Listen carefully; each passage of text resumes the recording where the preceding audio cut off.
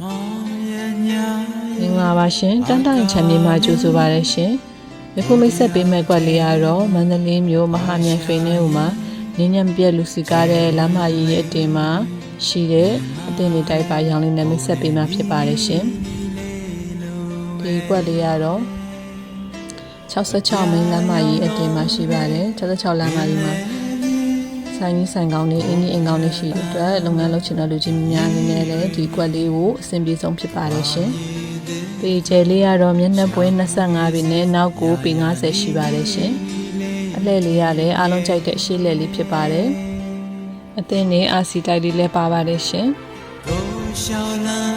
66မင်းလမိုင်းတင်မှာနေညောင်ပြက်လူစီကားတဲ့ဒီစတစ်လမိုင်းနဲ့အနီးဆုံးမှာရှိတဲ့ဒီကွက်လေးကိုရောင်းချပေးမယ်စေနှုန်းလေးကတော့3000ခွဲညီနိုင်လေးနဲ့ရောင်းချပေးမှာဖြစ်ပါတယ်ရှင်ဒီကွက်လေးကိုစိတ်ဝင်စားရဆိုရင်တော့တန်တအင်ချမ်းမြေကိုဆက်သွယ်ပေးပါရှင်အားလုံးကိုကျေးဇူးတင်ပါတယ်ရှင်